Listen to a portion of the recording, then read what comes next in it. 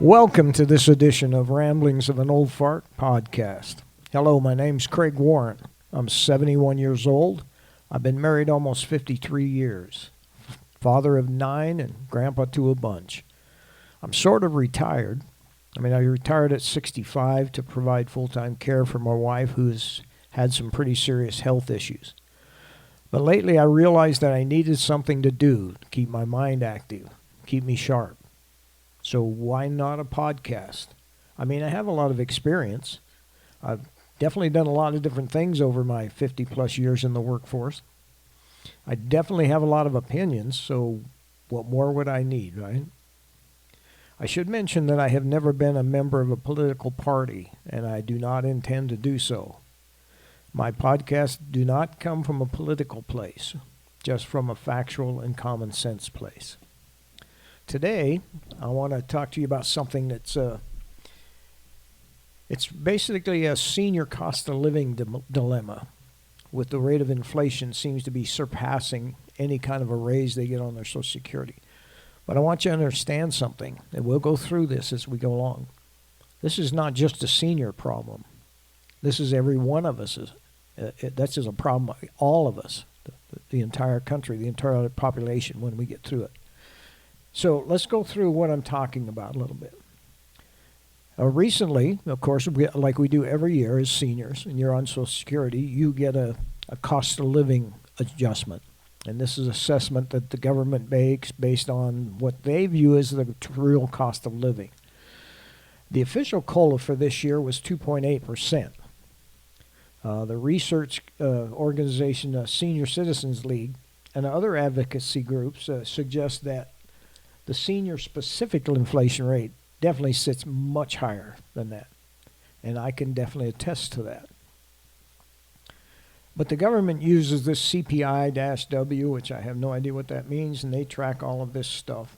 The problem is they track this over the whole wide range of the demographics, and it just isn't the same for seniors, and it's not the same for low-income people either, whether you're senior or not. There's an organization called the Elder Index, and they have gone through and checked, and they have, so you can actually go on their website. It's elderindex.org, and you can punch in your specific area, and then they will track more closely what the actual inflation rate is for your area.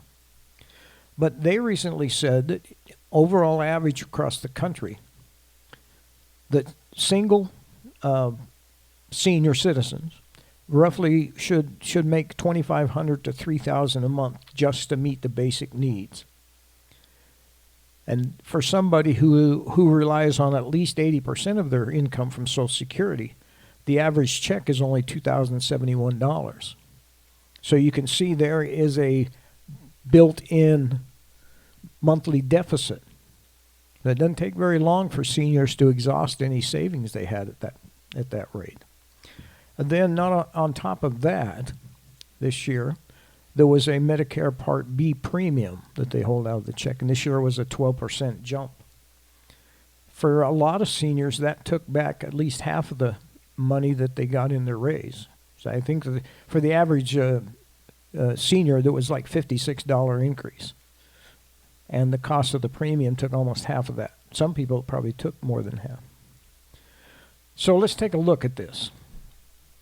We have a group which they call heavily reliant on the Social Security. And that's people who rely on it for at least 90% of their income.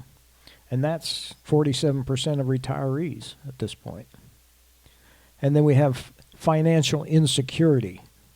About 45% of older adult households, that's 19 million of them, lack the income to cover basic monthly costs. And now we have a group that's right on the verge of being upside down. 80% of senior households are unable to weather a major financial shock, like a $1,000 emergency or a huge spike in the rent, without going into debt. So the official senior poverty level is around 10 to 15%. But there's a hidden poverty. those just barely above the line, they're unable to meet their essential needs, even though that they're higher than what the government says that the poverty level is. And that's at the point where it affects 50% of the seniors now, 1 out of 2. Okay, this could be the most sobering part of my research right here, when the math just doesn't add up for seniors. And I dare say for lower income families too, this could definitely be the same situation. But they're often forced into what experts call the impossible choice. You either pay for the apartment that you can no longer afford, or you move into a Medicaid funding nursing home, simply because it provides a roof and a bed. Here's some startling statistics that came out. Each year in the state of Utah, and I'm pretty sure they do other places, they have what they call their point-in-time count, where they take one evening and they go out late and they go through all of the areas around the major cities, and they know where a lot have homeless encampments, and they get an actual real count of how many there are, and they get demographic information based on their age, if they have income at all or not, how long they've been homeless, if they're a repeat homelessness, that kind of thing. In Utah, the number of Utahns age 64 and over experience homelessness rose by 42% over this last year. That's a significant number. And here's the problem. State officials explicitly noted that more seniors are being priced out of housing, often living on fixed incomes that just can't keep up with the price of rents and how fast they're raising. Utah's been in a super high housing increase. Home values have shot up like crazy, and so have rents. So first-time homeless, according to this report, a high percentage of those seniors are first-time homeless. They aren't people with a history of housing instability. They are people who have been stable for 40 years or more until now. The rent-to-income ratio has just flipped so dramatically they can't afford it anymore. And this is where we come into this nursing home, homeless to nursing home, and all this stuff. It's kind of like a pipeline. For many seniors, a nursing home is used as a de facto housing program now. If you can't afford the rent, and even if you have a minor health issue, the system just often defaults and places you in your only choice is a Medicaid facility. They'll pay for the bed, but they won't help you with the rent, so you could stay in your own apartment, which seems like a really stupid thing, right?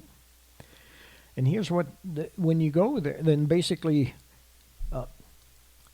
you have to spend down everything you have. So here's the national figure. 1 in every 6 nursing home residents nationwide enter as a private pay first.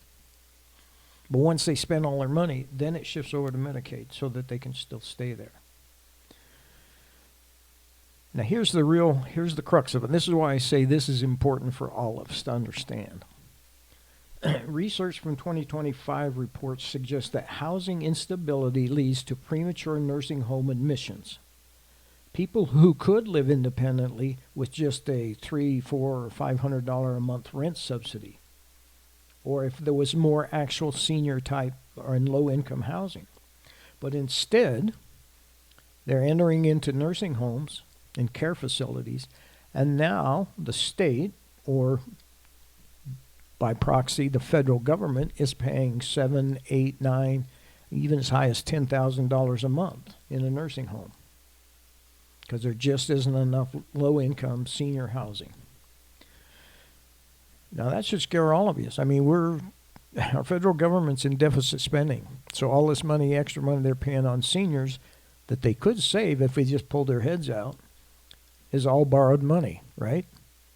So guess who gets to pay that back with interest? Yes, the taxpayers. Okay, so Here's the thing. In Utah, I just took some numbers from Utah specifically from that study. And what we consider the severe cost burden people, there's over 68,000 extremely low income households in Utah that spend at least or more than 50% of their income on rent. That's insane. You can't survive at that for very long. And here's the thing: we mentioned shortly that there's a low income housing shortage. Well, this is just exactly how short it is. This study showed that there are only 34 affordable rental homes or apartments available for every 100 extremely low household income people in the state. So, I know in a lot of places you can get set up so that you can be on a waiting list and stuff. But if there's only 34 units available for every 100 people, it's still going to be a pretty long wait.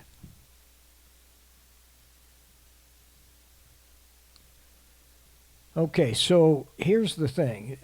As that turns out, if you're one of the 65% of Utah seniors who are cost burdened, you're statistically at a high risk of the eviction to facility pipeline that we talked about earlier. Okay, I'm part of this demographic that's being hit by this stupid perfect storm, if you will.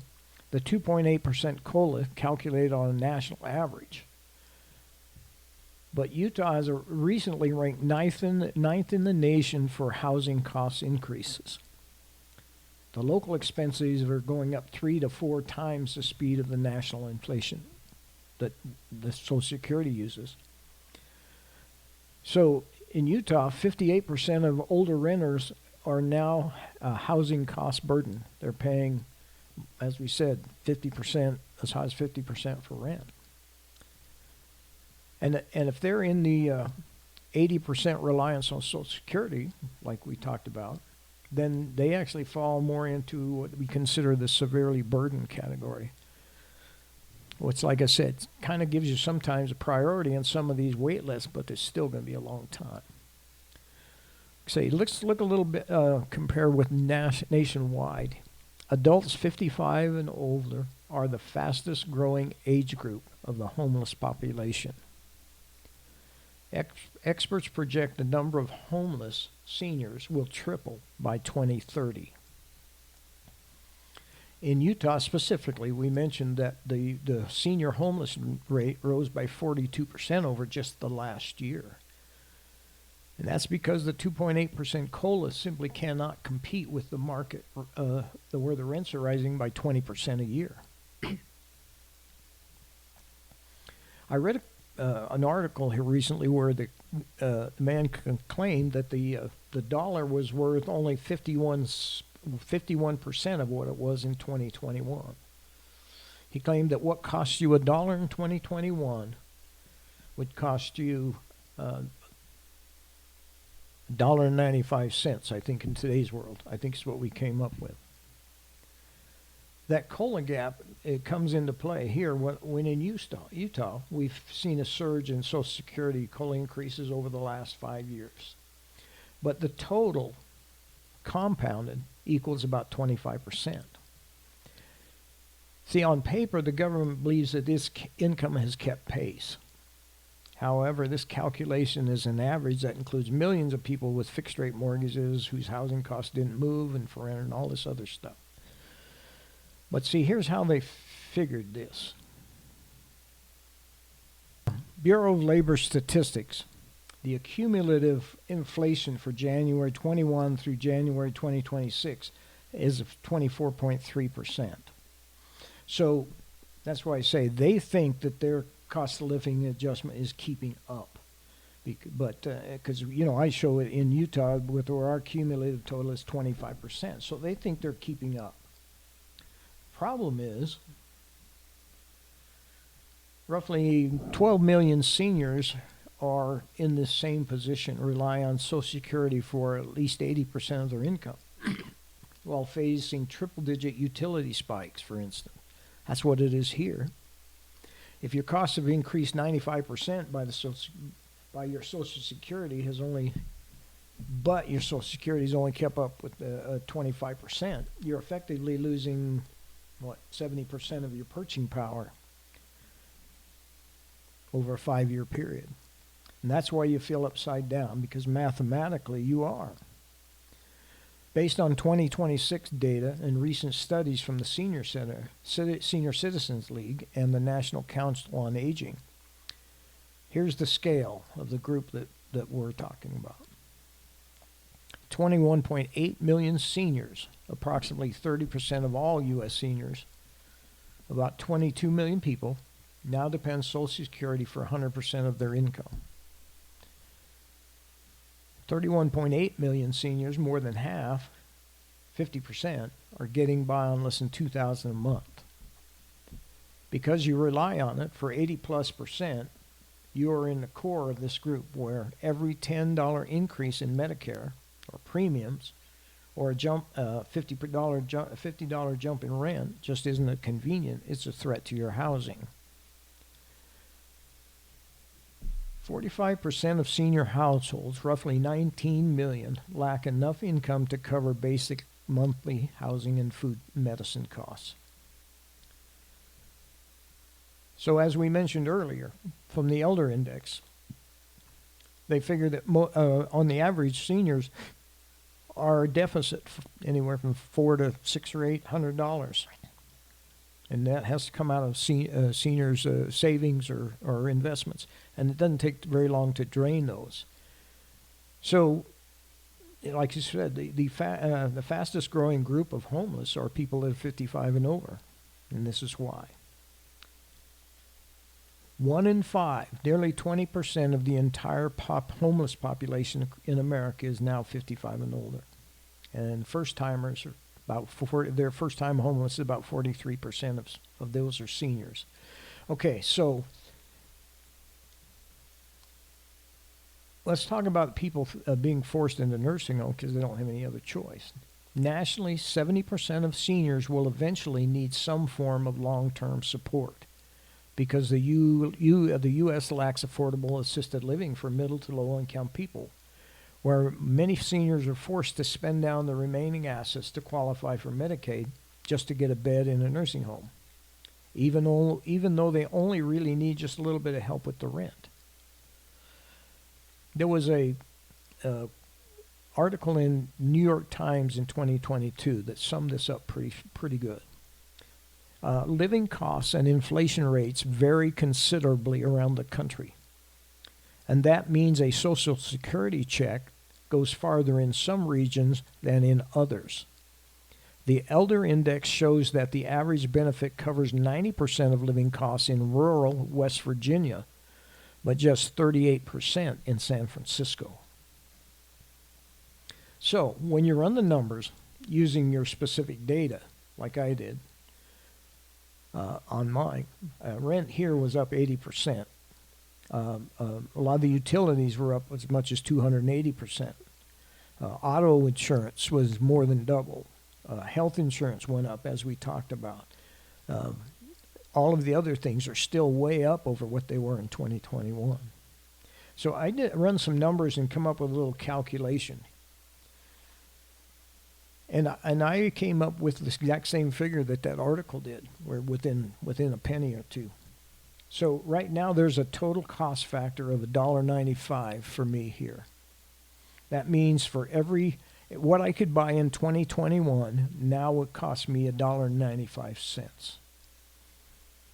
That means my dollar is worth approximately 51 cents, like he said. So let's look at exactly how this works.